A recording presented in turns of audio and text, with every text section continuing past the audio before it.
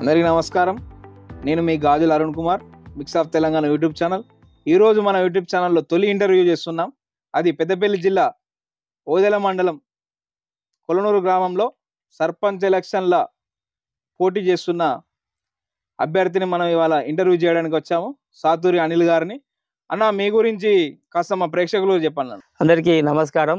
నా పేరు అనిల్ సాతూరి. నేను కొలనూరు గ్రామంలోనే, నేను పుట్టిన సొంత గ్రామం కొలనూరు గ్రామంలోనే ఉంటా. నేను బీటెక్ కంప్లీట్ అయిపోయింది. వృత్తిరీత్యా నేను ఎక్కువగా అంటే జనరల్గా వ్యవసాయం చేసుకుంటూ నిరంతరం ప్రజల కోసమే నేను పనిచేసుకుంటా, ప్రజా సమస్యల మీద పోరాటం చేసుకుంటా, ప్రజలలో చైతన్యం చేసుకుంటా ఉంటాను. నేను నాకు ఎక్కువ ప్రజా కార్యక్రమాలకే నేను పూర్తి స్థాయి సమయాన్ని కేటాయిస్తున్నాను. అందులో భాగంగానే ఇప్పుడు ఈ ఎన్నికల్లో అవకాశం వచ్చింది కాబట్టి ప్రజలు నన్ను ఆశీర్వదిస్తున్న ఉద్దేశంలోనే నేను సర్పంచ్గా పోటీ చేస్తున్నాను. మీరు సర్పంచ్ అభ్యర్థిగా పోటీలో ఉన్నారు. మీరు రాజకీయాలకి ఏ విధంగా వచ్చారు? అంటే మీకు ఏమైనా వారసత్వం ఉందా? నాకు ఇప్పటికీ రాజకీయ వారసత్వం ఏం లేదు. మా డాడీ కానీ మా తాతలు కానీ ఇప్పటి వరకు రాజకీయ వారసత్వం ఏం లేదు. ప్రస్తుత పరిస్థితుల దృష్ట్యా, అంటే నాకు జ్ఞానం తెలిసినప్పటి నుంచి ఇప్పుడున్న ప్రస్తుత రాజకీయాలు చాలా మంచి పేద ప్రజలకు చాలా అందుబాటులో లేనటువంటి పరిస్థితి ఉన్నది.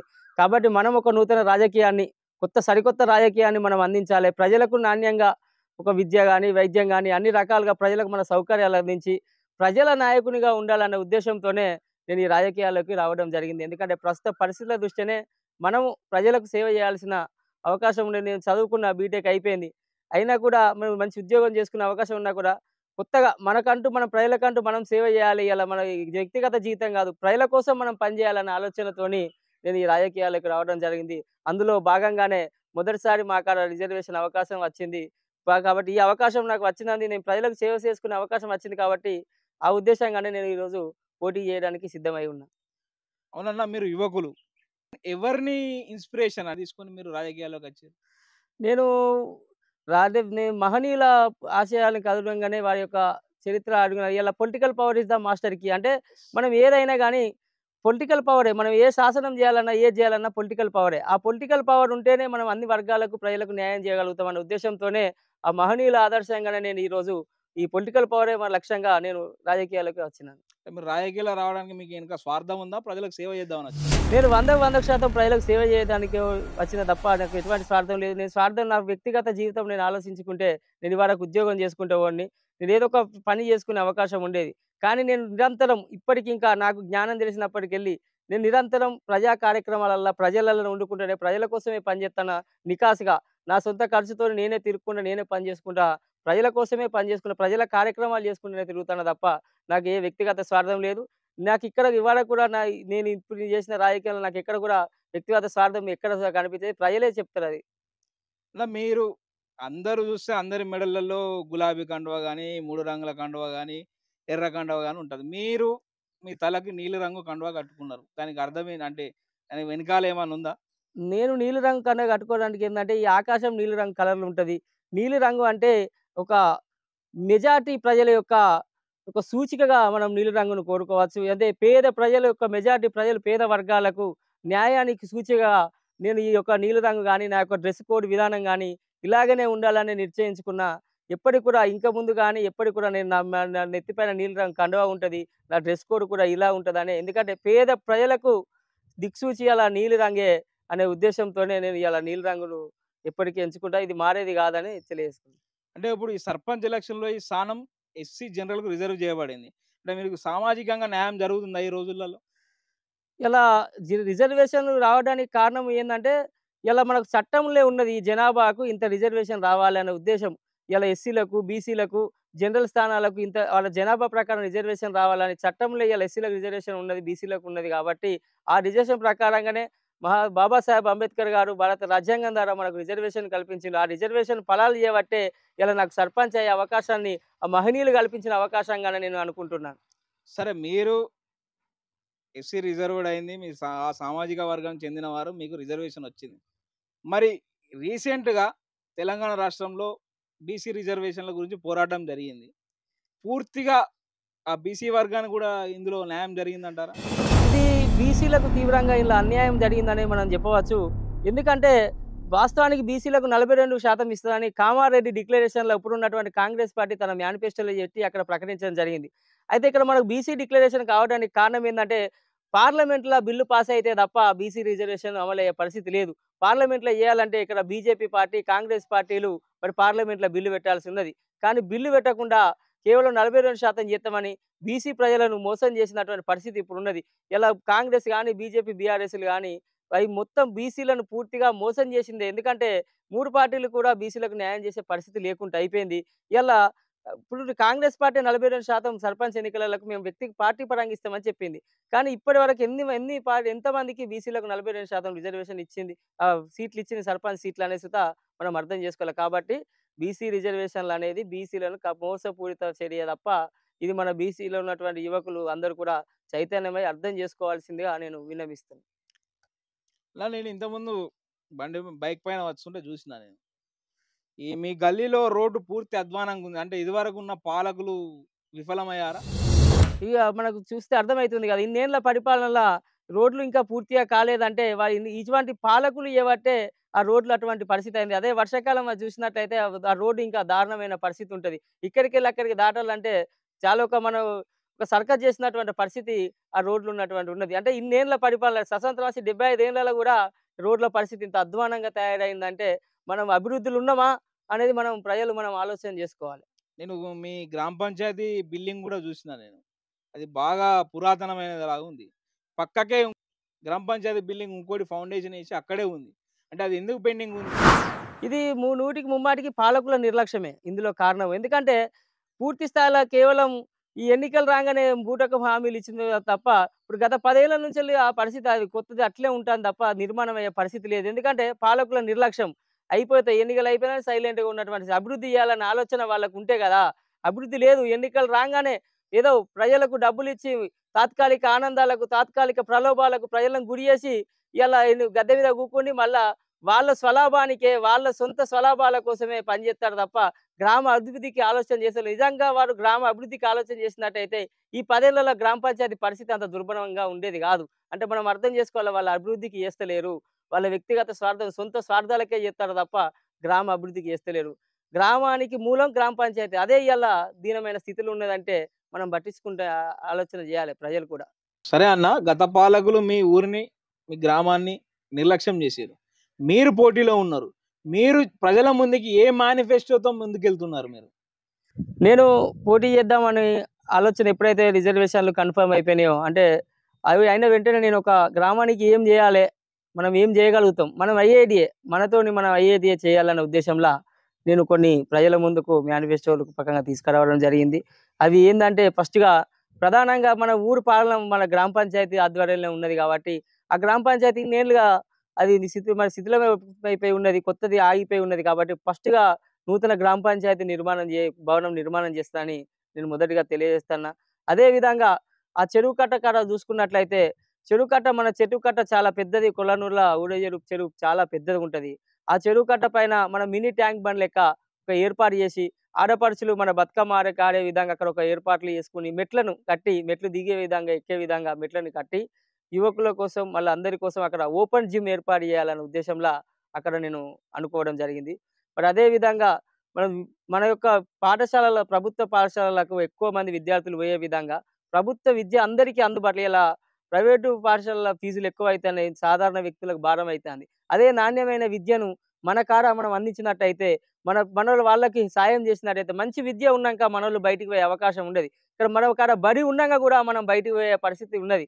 కాబట్టి మన కాడనే మంచి విద్యను, మంచి సౌకర్యాలు అందించినట్లయితే మనోళ్ళు బయటికి పంపియరు. ఆ ఫీజులు అనేటివి మన వాళ్ళ దగ్గర మిగిలే అవకాశం ఉన్నది. అదే విధంగా నేను స్కూల్స్‌ను మంచిగా చూసుకోవాలనుకుంటున్నా. మరియు హాస్పిటల్ మన కాడ మంచి హాస్పిటల్ ఉన్నది. మంచిగా వైద్యం ఉన్నది. దాన్ని మరింత సేవలుగా ఇంప్లిమెంటేషన్ చేసి, ఎప్పటికీ వైద్యులు అందులో అందుబాటులో ఉండే విధంగా, సేవలు అందుబాటులో ఉండే విధంగా చేయాలని అనుకుంటాను. ఎందుకంటే మనకు విద్య, వైద్యం అనేది ప్రధానంగా మనకు అవసరం. ఇయాల ఎక్కడెక్కడికో పోతున్నాం విద్యకు, వైద్యానికి. మనం ఆర్థికంగా నష్టపోతున్నాం. కాబట్టి మన దగ్గరనే అవి అందుబాటులో ఉండే విధంగా చూసుకోవాలనే ఉద్దేశంలో విద్య, వైద్యంతో పాటు మరి నిరుద్యోగులు ఇలా ఉపాధి లేక ఖాళీగా ఉంటారు. మరి నిరుద్యోగులకు అదే విధంగా పిల్లలకు మనం ఒక మంచి గ్రంథాలయం, గ్రంథాలయం జ్ఞానానికి నిలయం. మనం చదువుకునేటువంటి వాళ్ళను ఇలా గ్రంథాలయంలో మనం బుక్‌లు అన్నీ ఏర్పాటు చేసుకుంటే మనకు జ్ఞానం వస్తది. చైతన్యం అవుతాం. కాబట్టి ఒక గ్రంథాలయాన్ని పిల్లలకు గాని, యువకులకు అందరికీ ఒక గ్రంథాలయం ఏర్పాటు చేయాలనే ఉద్దేశంలో ఉన్న ఒక గ్రంథాలయంతో పాటు ఎవలైతే పిల్లలు జనరల్‌గా మన నిరుద్యోగుల కోసం జాబు మేళాలు ఏర్పాటు చేస్తా నేను. ఇక్కడ మన కాడ ఎంతమంది నిరుద్యోగులు ఉన్నారో వాళ్ళ యొక్క డాటాలు తీసుకోవడం, ఏదన్నా మనకు తెలిసిన కంపెనీలతోని గాని, మనకు తెలిసిన మిత్రులతోని గాని, మన వాళ్ళకి ఇక్కడున్న ఖాళీగా ఉన్న వాళ్ళకు ఉపాధి ఏర్పాటు చేసే దిశగా నేను ఆలోచన చేస్తాను. ఉపాధి కూడా మీరు నా శక్తి మేరకు మన వాళ్ళు ఖాళీగా నిరుద్యోగులు ఉంటే వాళ్ళకి ఏదైనా ఉపాధి చేసే విధంగా ఏమన్నా అవకాశాలు ఉన్నాయా? ఏదన్నా మనకు లోన్‌ల అవకాశాలు ఉన్నాయా? లేకుంటే జాబ్ మేళా పెట్టి వాళ్ళకి ఉపాధి కల్పిస్తా. అదే విధంగా మనకు ఇలా వ్యవసాయ పొలానికి చూసుకున్నట్టే మన వ్యవసాయ రంగంలో మనకు సాగునీరు కీలకంగా ఉంటది కాబట్టి, మన పొలాలన్నిటికీ సాగునీరు అందే విధంగా ఏ రకంగా అయితే కాలువల ద్వారా ఉంటాయో ఆ కాలువలను కూడా క్లీన్ చేసి సాగునీరు అందే విధంగా ప్రయత్నం చేయడం జరుగుతది. మరియు మన వృద్ధులకు, వితంతువులు మనం పింఛన్లుంటాయి వికలాంగులకు. పింఛన్లను గూడా ఇంటి దగ్గరికే వెళ్లి పింఛన్ ఇచ్చే విధంగా ఏర్పాటు చేయాలన్న ఆలోచన ఉన్నది. ప్రతి ఇంటి నుంచెల్లి మురికి కాలువలు, మురికి నీరుంటాయి. డ్రైనేజ్ నీళ్లుంటాయి. ఆ డ్రైనేజ్ ప్రతి ఇంటి నుంచి డ్రైనేజ్ వెళ్ళే విధంగా స్ట్రీట్ లైట్లు, ఎప్పటికి నల్ల నీళ్లు ఇదే విధంగా క్లియర్‌గా ఎప్పటి 24 సర్వీస్ మన నీళ్లు మంచిగా సరిగా ఉండి వెళ్ళాలే, నల్లలు రావాలే, కరెంట్ ఉండాలే. అందుబాటులో ఉండే విధంగా అది ఒకటి చేస్తా. ఎప్పటికి మళ్ళా సీసీ రోడ్లు గల్లీలలో రోడ్లను గూడా చేసి మరి నిరంతర కార్యక్రమం అది ఎప్పటికి కూడా. ఆ విధంగా చేస్తా. మళ్ళీ అదే విధంగా ఇక్కడ మనం చూసుకున్నట్లయితే మనకు గ్రామంలో అభివృద్ధి కార్యక్రమాలు జనరల్‌గా మనం ఏ రకమైన కార్యక్రమం చేయాలన్నా ఒక ఉదాహరణకు నేను అంటే కొన్ని చెప్పిన గ్రామానికి ఏ విధంగా చేయాలనే ఉద్దేశంలో మళ్ళీ ఇంకొకటి నేను ఒకవేళ ఈ పనులను గిట్లా నేను చేయనట్టయితే ప్రజల ముందుకు ఒక ఆర్‌టీఆర్ అనే పద్ధతిలో రైట్ టు రీకాల్ అనే పద్ధతిలో ప్రజల ముందుకు నేనొచ్చి ప్రజల అభిప్రాయం మేరకు నా పరిపాలన బాగున్నదా లేదా అని ఒక 2.5 సంవత్సరాల తర్వాత వచ్చి ప్రజల అభిప్రాయం మేరకు పరిపాలన బాగున్నదంటే కొనసాగిస్తా. లేకపోతే నీ పరిపాలన బాగాలేదు నువ్వు గ్రామానికి ఏం చేస్తలేవు అనేది ఉంటే నా పదవికి రాజీనామా చేసేందుకు కూడా నేను సిద్ధంగానే ఉన్నా. నా ఉద్దేశ్యం ఏందంటే గ్రామంలో అభివృద్ధి కార్యక్రమాలు చేయాలి. గ్రామానికి ఇయాల ఒక గ్రామము మన దేశానికి గ్రామాలే దేశానికి పట్టుబొమ్మలన్నట్టుగా గ్రామాన్ని అభివృద్ధి చేయాలనే ఆలోచన మీదనే ఉన్నాం. ఎందుకంటే ఇయాల అభివృద్ధి జరిగితే గ్రామంలో మనం అభివృద్ధి అవుతే ఇలా మనం చెప్పుకునే అవకాశం ఉంటది. మనం మనం అన్ని రకాలుగా గ్రామాలే మెట్టు కాబట్టి నేను సర్పంచ్‌కి అన్ని రకాల ఉండి పని చేయాలనే ఆలోచన ఉన్నది. అదేవిధంగా ఇక్కడ మనం మార్కెట్‌లో కూరగాయలున్నాయి. కూరగాయల మార్కెట్‌లకి ఇప్పటికి సరైన ప్లేస్ లేదు. ఆ ప్లేస్‌ను ఏర్పాటు చేసి కూరగాయల మార్కెట్‌ల మంచి సదుపాయాలు కల్పించాలనే ఆలోచన ఉన్నది. ఎందుకంటే మార్కెట్‌లకు నిత్యం వస్తూనే ఉంటారు కాబట్టి దాంట్లో మంచిగా ఏర్పాటు చేయాలి. ప్రజలకు అవసరం ఉన్న కార్యక్రమం కాబట్టి అది కూడా నేను దాన్ని ఏర్పాట్లు చేసే అవకాశం చేస్తున్నా. ఇట్లా కొన్ని నేను మేనిఫెస్టోలో పలు రకాలుగా ఇంకా చాలా పెట్టినా. అంటే ఐఐటీఏ మనం ఏవైతే చేయాలనుకుంటున్నామో చేసేదే తప్ప, మనమేదో కొత్తగా మనమేదో చేత్తామనే బూటకపు హామీలు గాని, అవి చెప్పాల్సిన అవసరం లేదు. ఎందుకంటే తెల్లారితే పొద్దుకుతే ప్రజలల్లో ఉంటాం. ప్రజల సమస్యల కోసం కొట్లాడుతున్నాం. నిజం ఈ పేద ప్రజల యొక్క పరిస్థితుల్లో మనం అందులో ప్రజలలో ఉంటున్నాం కాబట్టి, నిత్యం ప్రజల కోసం ఉన్న మనము వారికి సేవ చేసే అవకాశం వచ్చింది. చేయాలని ఉద్దేశం. అన్న వస్తుండగా కొల్లూరు గ్రామ ప్రజల దగ్గర అక్కడక్కడ ఆగి వచ్చిన నేను. ప్రధానంగా వాళ్ళు కోరుకునేది వాళ్ళ డిమాండ్ ఏందంటే, గత పాలకులు వచ్చిర్రు, ప్రజెంట్ గవర్నమెంట్ కాంగ్రెస్ గవర్నమెంట్ వచ్చి 2 సంవత్సరాలు అవుతుంది. మా కొల్లూరు గ్రామాన్ని మండలంగా చేస్తామని చెప్పి హామీ ఇవ్వడం తప్ప ఎవరు చేయలేదు అంటున్నారు. దానిపై మీ అభిప్రాయం? నేను అది కూడా నా మేనిఫెస్టోలో ఉన్నది. అదే చెప్పుదాం అనుకుంటున్నా. కొలనూరుని నూతన మండల కేంద్రంగా ఏర్పాటు చేయడానికి సరైన ప్రణాళికాబద్ధంగా నేను దాన్ని మండల కేంద్రం అయ్యే విధంగా నా ప్రయత్నం నేను చేస్తాను. అదేవిధంగా ఇంకా కూడా మన జనాలకు సాధారణమైన ప్యూరిఫైడ్ వాటర్, సురక్షితమైన మంచినీరును అందే విధంగా వాటర్ ప్లాంట్‌లను గ్రామ పంచాయతీ ఆధ్వర్యంలోనే వాటర్ ప్లాంట్‌లను కూడా నేను ఏర్పాటు చేస్తా. అదేవిధంగా మన సమ్మక్క జాతర, మేడారం జాతర అని తర్వాత కొలనూరు జాతరే చాలా గొప్పదని చెప్పుకొని ప్రజల యొక్క జనాల నినాదం అంటే జనాల యొక్క నమ్మకం ఉన్నది. ఆ జాతరకు సరైన సౌకర్యాలు కల్పిస్తాను. అదేవిధంగా మల్లన్న గుట్ట కూడా ఉన్నది. మన యొక్క దేవాలయాలు, మన కాడ ఉన్నటువంటి దేవాలయాలు అన్నిటికీ అభివృద్ధికి కృషి చేస్తా. అదేవిధంగా ఇతర మతాల దేవాలయాలకు కూడా నేను నా వంతుగా వాటి అభివృద్ధికి పాటుపడతానని తెలియజేస్తున్నా. మరియు ప్రధానంగా చూసుకున్నట్లయితే మన గ్రామంలో ఎక్కువ కుక్కల సమస్య, కోతుల సమస్య కూడా అది ప్రజలను ఇబ్బందికి గురిచేస్తుంది. ఆ సమస్యను కూడా నేను తగ్గించే విధంగా ప్రణాళికాబద్ధంగా కృషి చేస్తానని మీకు చెప్తాను. అదే విధంగా నేను ఇంతకుముందు బండి పైన వచ్చిన. Kolluru main railway track mains ఉన్నాయి. అక్కడ నేను 20 నిమిషాలు ఆగిన అన్న. అదే విధంగా మీ ప్రజలు ఇన్ని సంవత్సరాల నుంచి ఇబ్బంది పడుతున్నారు. దానిపైన కొట్లాడడానికి మీ పాత్ర ఎంత ఉండబోతుంది ఫ్యూచర్‌లో? తప్పకుండా మేము దానిపైన స్థానిక ఎంపీ గారితోని మాట్లాడి, అది ఇప్పటికి దానికి పర్మిషన్స్ వచ్చినాయి. ఫ్లైఓవర్ ఎప్పుడో కావాల్సిందని అన్నారు. కానీ అది ఇంకా దాని ప్రయత్నం ఇంకా మొదలు కాలేదు. ఆ పని మొదలు కాలేదు. దాని విషయంలో మేము స్థానిక ఎంపీ గారి దగ్గరికి వెళ్లి, ఆ పనులు అదే విధంగా మేము ఆ ప్రభుత్వంతోని మేము ప్రయత్నం చేస్తాం. అది అయ్యే విధంగానే మా పోరాటం ఉంటదని చెప్తున్నాం. అంటే మీరు సర్పంచ్ గెలిచినా చేస్తారా? గెలవకుండా కూడా చేస్తారా? నేను సర్పంచ్‌గా గెలిచినా, గెలవకున్నా నిత్యం ప్రజలలోనే ఉంటా. ఇంతకుముందు కూడా ప్రజల్లో ఉన్నా, ప్రజల కోసమే, ప్రజా సమస్యల మీదనే పోరాటం చేసినా, ఇక ముందు కూడా ప్రజల సమస్యల కోసమే పోరాటం చేస్తా. గెలిస్తే ఇంకెక్కువ గ్రామాన్ని అభివృద్ధి చేసే అవకాశం ఉంటదని ప్రజలను నేను గెలిపించాలని నేను విన్నవించుకుంటాను. అలా మీరేమో కడు సాధారణ పేద కుటుంబంలో జన్మించారు. రాజకీయం అంటేనే డబ్బులు, మందు వీళ్ళని తట్టుకొని మీరెలా నిలబడగలుగుతారు? నేను ప్రజలను ఈరోజు మనకు ఓటు హక్కు కల్పించిండ్రు. ఓటుతోనే ఇయాల అధికారం వస్తది. కేవలం మనము ఓటేసుకుంటే ఇయాలొక అభ్యర్థి గెలిచే అవకాశం ఉంటది. కాబట్టి ఈ డబ్బు, మద్యం గాదు ప్రజలను చైతన్యం జేయాలె. డబ్బు, మద్యం అనేది తాత్కాలికమే. కేవలం ఎన్నికలు రాంగానే ఈ యొక్క నాయకులు డబ్బులకు, ప్రలోభాలకు గురి చేస్తారు. ప్రజలను ఆ యొక్క మైకంలో మునిగేలుస్తారు. కానీ నేను నా యొక్క ప్రజల మీద నమ్మకం ఉన్నది. ప్రజలను చైతన్యం జేసి ఇయాల యువకులు చాలామంది యువకులున్నారు. చదువుకున్న మేధావులు యువకులున్నారు. వాళ్ళని చైతన్యం జేసి ఇయాల ఇవి తాత్కాలికమైనవే. డబ్బు, మద్యం అనేది ఒక్కరోజు మందం మాత్రమే. అది కేవలం మన రోజు నిత్య జీవితంలో ఎన్నో ఖర్చు పెడుతూ ఉంటాం. అలాగే ఇదొక్కటి అట్లా అని చెప్పి మనం అనుకోని, ఓటుతోని మనం మంచి నాయకుడిని ఎన్నుకున్నట్లయితే గ్రామాన్ని అభివృద్ధి దిశగా ఉంటది. ఇలా డబ్బు పెడతారు, మద్యం పెడతారు నాయకులు. పైసలు ఖర్చు పెట్టి మళ్ళా ఆ పైసలన్నీ ఏడికెళ్ళొస్తాయి. ఆ పైసలన్నీ మళ్ళా జనం నుంచెల్లే గుంజుకుంటారు గదా! నేను కొత్తగా ప్రజలకు డబ్బు లేకుండా, మద్యం లేకుండా ప్రజలను చైతన్యం చేసే విధంగా నేను కొత్త రాజకీయాన్ని అంటే ఉన్న రాజకీయమే కొత్తగా ప్రజలను చైతన్యం చేస్తూ ఓటేయించుకోవాలనే ఆలోచనలో ఉన్నా. కానీ మిగతా అభ్యర్థులను మీరు ఏ విధంగా ఎదుర్కుంటారు? ఏ విధంగా మీరు ముందుకు పోతారు? నేను మిగతా అభ్యర్థులు ఎదుర్కోవడం ముఖ్య కారణం నా యొక్క మేనిఫెస్టోనే. నేను ప్రజలకు ఏం చేయగలుగుతున్నాను అనేది ఆ మేనిఫెస్టోలో నేను తెలియజేసిన, ఆ నమ్మకంగా ప్రజలు నాకు ఓటేసి గెలిపిస్తారని నేను బలంగా అంటే నమ్ముతాను. మీ మాట వింటారా? డబ్బుకు లొంగుతారా నా యొక్క జనాలు? మేనిఫెస్టోను ఈ గ్రామ ప్రజలు, యువకులు అర్థం చేసుకొని నేనొక చదువుకున్న వ్యక్తిగా, ఇన్ని రోజులు నేను నికాసిగా, నిజాయితీగా పేద ప్రజల కోసం పనిచేసే వ్యక్తిగా, వాళ్ళ దగ్గర డబ్బులుండవచ్చు. కానీ నా దగ్గర నేను ఇన్ని రోజులు ఏం చేసిన ప్రజల కోసం అనేది ప్రజలు జూషిర్రు. అదే విధంగా నేను ఏం చేయగలుగుతున్నా కూడా ప్రజలకు చెప్పిన. నా పనితనాన్ని చూపించినా, నేను ఏం చేయగలుగుతున్నా చెప్పిన. కాబట్టి దాని ఉద్దేశంలో ప్రజలు నన్ను ఆశీర్వదిస్తారని నేను కోరుకుంటాను. ఎందుకంటే చదువుకున్న మేధావులు, యువకులు అందరూ ఉన్నారు. వారి యొక్క ప్రజలకు వాళ్ళు కూడా తమ వంతుగా తెలియజేసి, నేనేం చేస్తున్నానో చెప్తారనే ఉద్దేశంలో నాకు ఆ నమ్మకం ఉన్నది. పులనూరు గ్రామ ప్రజలు ఒక కొత్త చరిత్రగా డబ్బు, మద్యం లేకుండా ఇయాల ఒక యువకుడు చదువుకున్న విద్యార్థికి ఓటేసిరనేది నేను ఓటేసి నన్ను గెలిపిస్తారని నేను నమ్మకంగా తెలియజేసుకుంటాను. అలా చివరిగా ఇంటర్వ్యూ ముగించే ముందు ఒక చివరి ప్రశ్న. ఎక్కడ చూసినా మీ ఇంట్లో అయినా మీ వాచ్‌లో గూడా అంబేద్కర్ గారి ఫోటో ఉంది. మీ ఇంటి ముందు అంబేద్కర్ గారి ఫోటో ఉంది. మీ బండి పైన అంబేద్కర్ గారి ఫోటో ఉంది. కొంతమంది మహనీయుల ఫోటో ఉన్నాయి. ఎందుకు అంత మీరు అంబేద్కర్ గారిని ఆరాధిస్తున్నారు? ఇయాల నేను ఈ రకంగా ఉన్నాను అంటే ఎంతో కొంత చదువుకున్నా, నాకు విద్య అందింది. మరి అదే విధంగా ముఖ్యంగా నేను పోటీ చేసే రిజర్వేషన్‌లు కూడా నాకు రావడానికి కారణం కూడా డాక్టర్ బాబాసాహెబ్ అంబేద్కర్ గారే. మనకు భారత రాజ్యాంగం అందించిన ఆ ఫలాలను ఇయాల పొందుతున్నాం.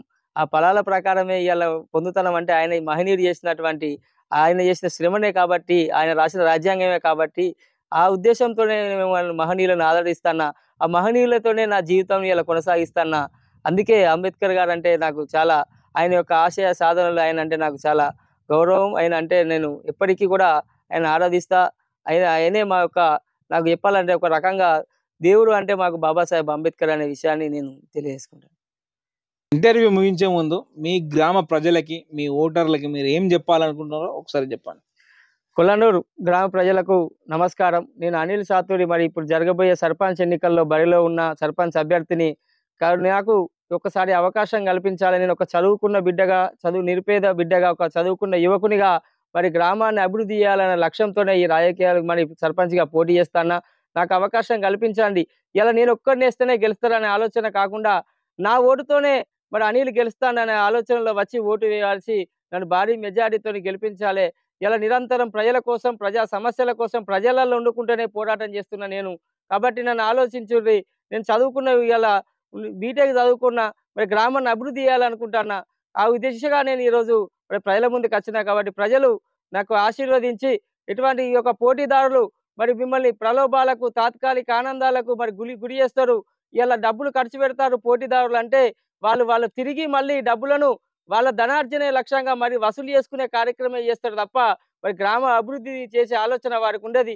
ఎందుకంటే ఇలా వారు ఒక్కరోజు పెట్టే ఖర్చు ఈ 5 ఏళ్ళు మరి వాళ్ళు యొక్క లాభాలు పొందే అవకాశం ఉంటది. కాబట్టి ప్రజలు ఆలోచన చేయాలి. మీరు వేసే ఒక్క ఓటు ఇలా 5 ఏళ్ల భవిష్యత్తు, మన యొక్క జీవితాలు 5 ఏళ్ల భవిష్యత్తు, గ్రామం యొక్క అభివృద్ధి మీ చేతులల్లా ఉన్నది. కాబట్టి నేను చదువుకున్న యువకునిగా మిమ్మల్ని ఓటు విన్నవిస్తాను. నాకు మీ యొక్క అమూల్యమైన ఓటు వేసి నన్ను భారీ మెజారిటీతోని గెలిపించాల్సిందిగా కొలనూరు గ్రామ ప్రజలను వేడుకుంటున్నా. ముఖ్యంగా యువకులు ఆలోచించాలి. మరి యొక్క నేను ఇన్ని రోజులు ఏం చేసినా మరి ప్రజల కోసమే పోరాడుతున్నా. నాకు ఒక అవకాశాన్ని కల్పించినట్లయితే గ్రామాన్ని నేను అభివృద్ధి చేస్తానని, నేను చెప్పిన మేనిఫెస్టోను పూర్తి స్థాయిలో అమలు చేసి ఇంకా పలు రకాలుగా పనులు చేస్తానని మీ అందరికీ వేడుకుంటున్నాను. ఒకవేళ నేను చెయ్యని పక్షంలో రాజీనామా చేస్తానని మేనిఫెస్టోలో చెప్పడం జరిగింది. కాబట్టి దయచేసి ప్రజలందరూ కూడా నాకు ఓటు వేసి భారీ మెజారిటీతో గెలిపించాలని కోరుకుంటున్నాను. నేను కూడా మీరు గెలవని మనస్ఫూర్తిగా కోరుకుంటున్నా. మీరు యువకులు రాజకీయంలో రాణించాలి, మీరు గెలవాలి అని చెప్పి ఇక్కడ దాకా వచ్చి మిమ్మల్ని ఇంటర్వ్యూ చేయడం జరిగిందన్న.